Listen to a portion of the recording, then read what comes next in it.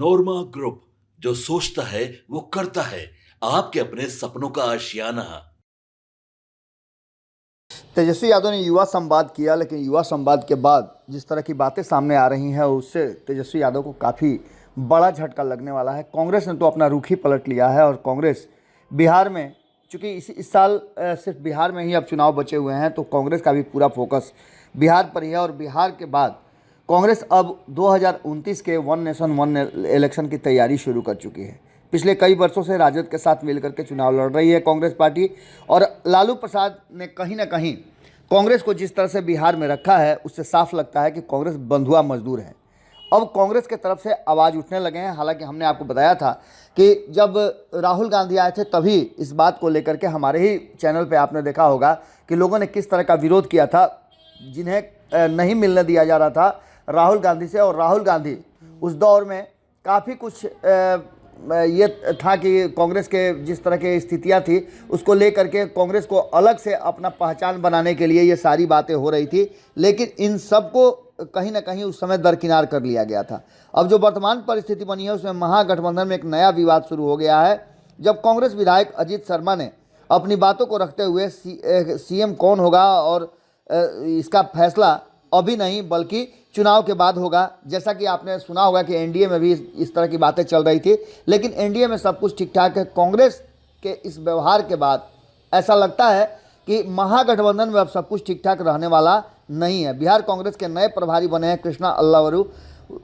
उन्होंने भी 2 मार्च को पटना में कहा था कि कांग्रेस इस बार जनता की ए टीम बन करके चुनाव लड़ेगी।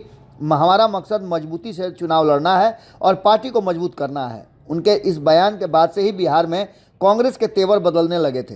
आपको बता दें कि जिस तरह की बात सामने आ रही है उसमें भागलपुर के कांग्रेस विधायक हैं अजीत शर्मा, उन्होंने अपना बयान जो दिया है उस बयान के बाद से तो काफ़ी मीडिया में चर्चा शुरू हो गई है। और दूसरी तरफ महागठबंधन के भीतर भी अब बिहार में मुख्यमंत्री के चेहरे को लेकर के कोई फैसला नहीं लिया गया है और एक तरफा फैसला नहीं हो सकता है, इस बात को खुलेआम कह दिया है।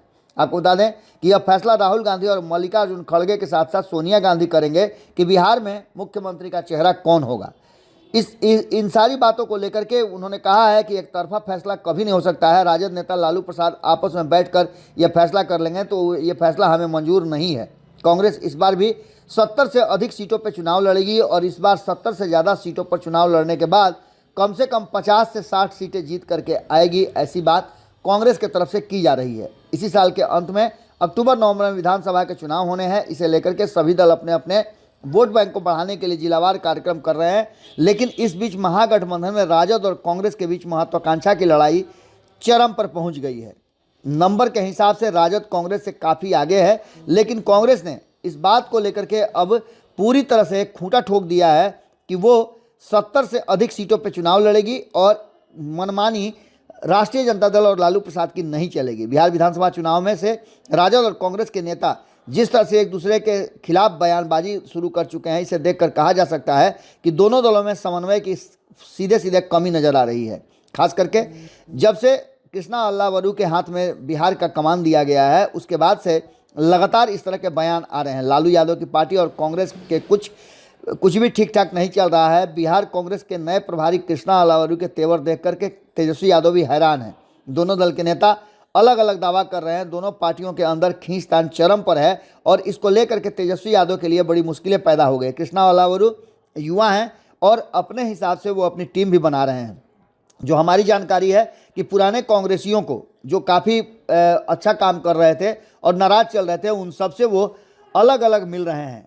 पटना अक्सर वो समय दे रहे हैं और एक निश्चित जगह पे वो अलग अलग लोगों को फ़ोन करके पुराने कांग्रेसियों को बुला करके उनसे बात कर रहे हैं और समस्या का निपटारा करने की कोशिश कर रहे हैं। कांग्रेस नेता इसी बीच में अजीत शर्मा ने एक बयान दे करके और ज़्यादा मुश्किल बढ़ा दी है। इस पर राष्ट्रीय जनता दल के मुख्य प्रवक्ता हैं शक्ति यादव, उन्होंने भी अपना बयान दिया। महागठबंधन की सरकार बनेगी तो सीएम तेजस्वी यादव ही बनेंगे। उन्होंने इस बात पर भी दावा ठोक दिया है, यह पहले से तय है, इफ एंड बट का कोई सवाल ही नहीं है। राजद के वरिष्ठ नेता अब्दुल बारी सिद्दीकी ने भी कहा है कि राहुल गांधी और सोनिया गांधी नहीं तय करेंगे कि सीएम का चेहरा कौन होगा, बल्कि सीएम का चेहरा राष्ट्रीय जनता दल को लेकर के जिस तरह की बातें चल रही हैं वो साफ साफ इशारा कर रही हैं कि कुछ अलग कहानी लिखे जाने की बात इस बार हो रही है। इसी बीच आपको बता दें कि आरजेडी के विधायक अख्तरुल इमाम ने कहा है कि तेजस्वी यादव महागठबंधन का मुख्यमंत्री चेहरा है, इन पर कोई कन्फ्यूजन किसी को नहीं होना चाहिए।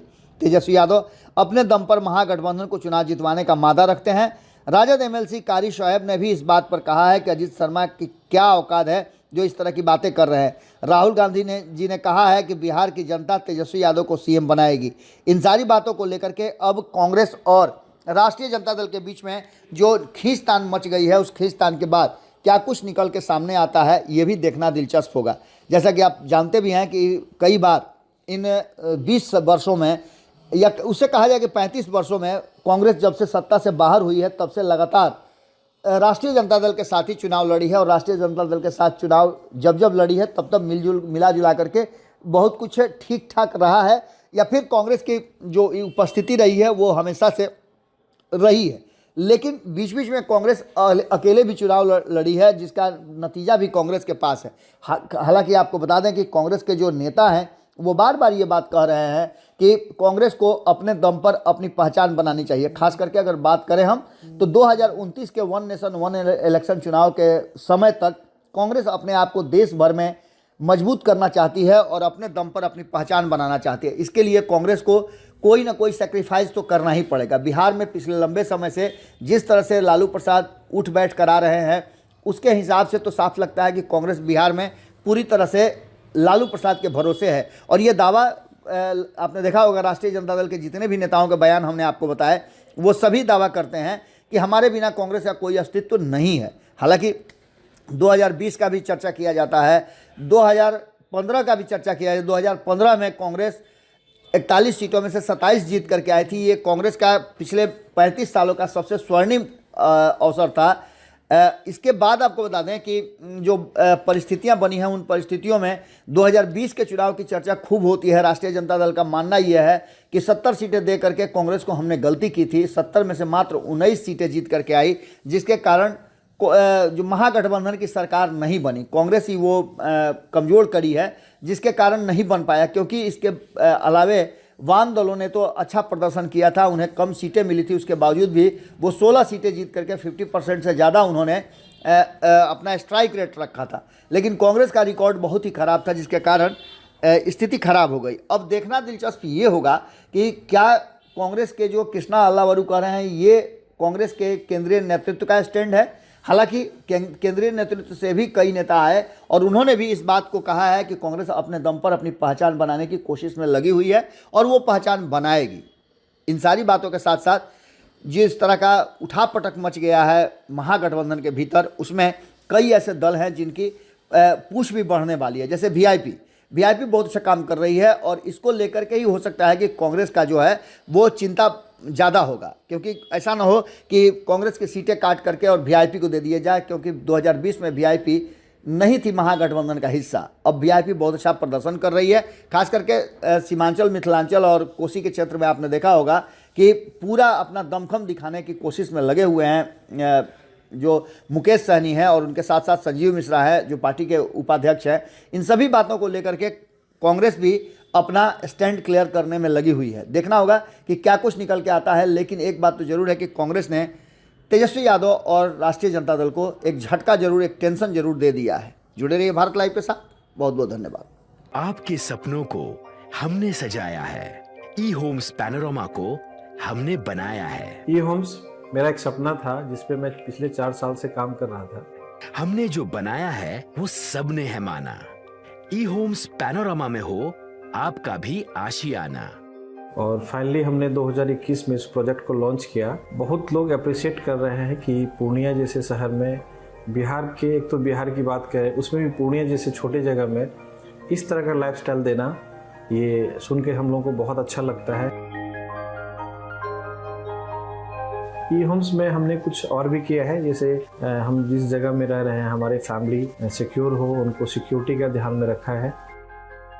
आपकी सुविधा और सुरक्षा आपके लिए खास है, ये आपका विश्वास है। इसमें आर्टिफिशियल इंटेलिजेंस का 7 लेयर सिक्योरिटी का हमने इस्तेमाल किया है। लस ग्रीन कैंपस को बनाया है। यदि हमारा बाउंड्री वाल है तो वो वर्टिकल गार्डन है, ये जितनी भी फैसिलिटी होता है एक इंटरनेशनल टाउनशिप में ई होम्स है, ये हम लोग विश्वास नहीं कर पा रहे हैं। जो भी हमारे मित्र दोस्त या जो भी हमारे बाहर के बाहर आते हैं तो हम लोगों को बहुत अच्छा सुनने को मिलता है और बहुत अच्छा क्रेडिट मिल रहा है। वो सारा हमने सिर्फ एक बिल्डिंग नहीं बनाया, हमें एक बहुत अच्छा लाइफस्टाइल दिया ई होम्स में, और मेरा एक सपना था जिसको मैं आज फुलफिल होते हुए देख पा रहा हूँ। ये आपका आवास है।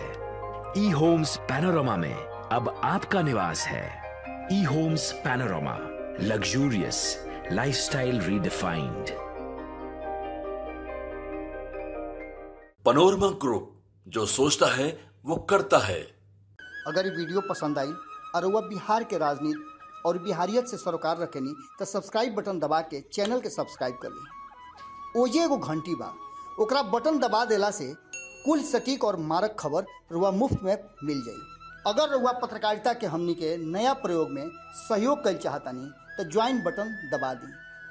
पेटीएम नंबर नोट कर ली 9386 816 700।